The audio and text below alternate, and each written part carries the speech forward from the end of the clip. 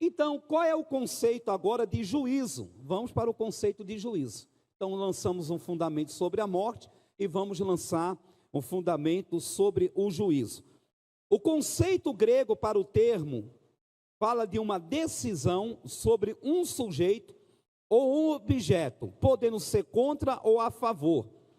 Por extensão, pode significar um tribunal, consequentemente, justiça, especialmente relacionada com a lei divina.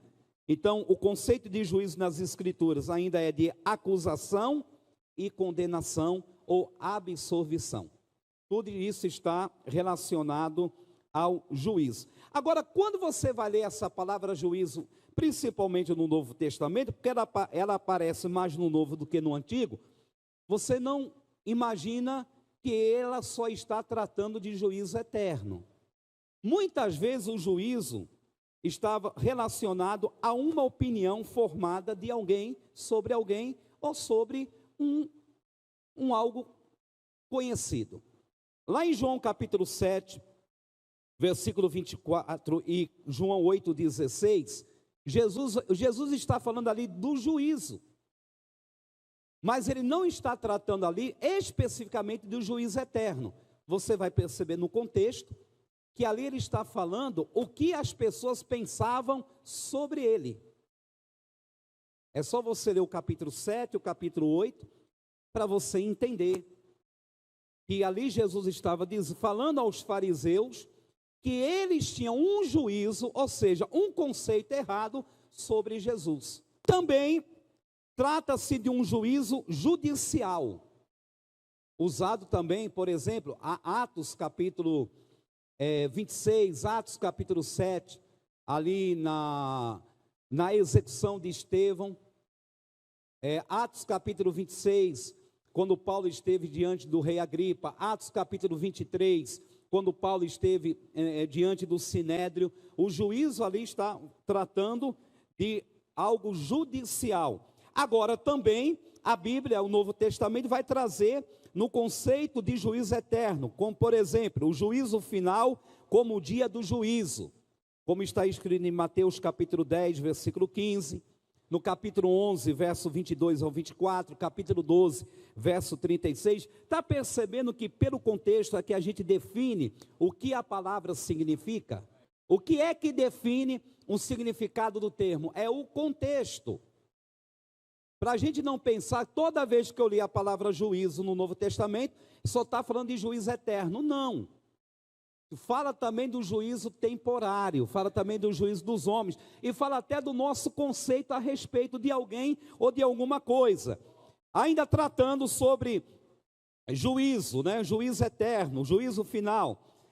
Mateus capítulo 12, 36, Marcos 6, 11, 2 Pedro 2, 9, 3, versículo 7 e 1 João 4, 17.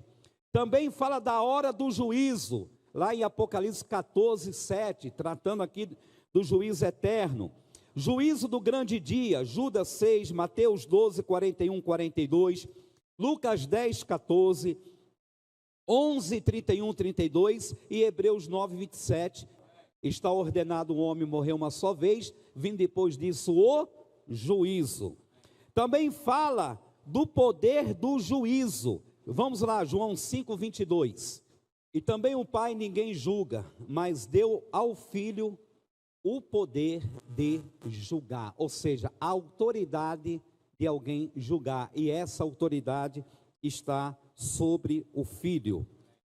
Fala também de sentença proferida, já que você está no capítulo 5 de João, o versículo 30.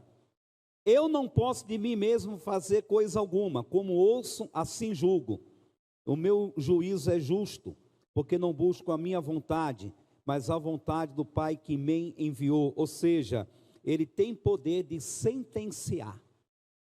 Irmãos, o que Deus nos livrou na morte de Cristo foi dele mesmo. Como assim? Porque Deus tinha todo o direito legal de nos condenar. Todo o direito legal. E ele não deixaria de ser um Deus de amor se nos condenássemos. Mas o amor dele foi na frente.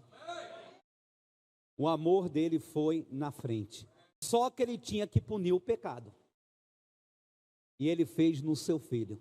A sentença foi derramada sobre o filho, foi derramada sobre Jesus. O juízo também é uma sentença proferida. Vamos lá para 2 Pedro 2,11. Enquanto os anjos, sendo maiores em força e poder, não pronunciam contra eles juízo, ou seja, sentença de juízo, blasfemo diante do Senhor. Veja Judas 6, tratando a mesma coisa lá de 2 Pedro. Aos anjos que não guardaram o seu principado, mas deixaram a sua própria habitação, reservou na escuridão em prisões eternas até o juízo, ou seja, quando a sentença será executada sobre eles. Irmãos, veja bem, entenda uma coisa. Quando a gente vai ver o juízo final, já estou me antecipando, e quando o juízo final acontecer, ali não vai ser decidido quem é salvo e quem não vai ser salvo. Não, quem é salvo e quem vai ser salvo no último dia. Não, ali, irmãos, é a sentença executada. Porque João capítulo 3 já diz que aquele que não crê no Filho já está debaixo da ira de Deus. Já está debaixo da condenação. E não é no juízo final que vai decidir se ele vai ser salvo ou não. Apenas vai ser executado a sentença. Só vai receber a sentença. Agora, em graus diferentes. Alguns vão ter sofrimento, todos vão ter. Mas alguns em graus maiores e outros menores. A morte também foi descrita como uma sentença de punição de juízo, conforme está em Atos 8:33.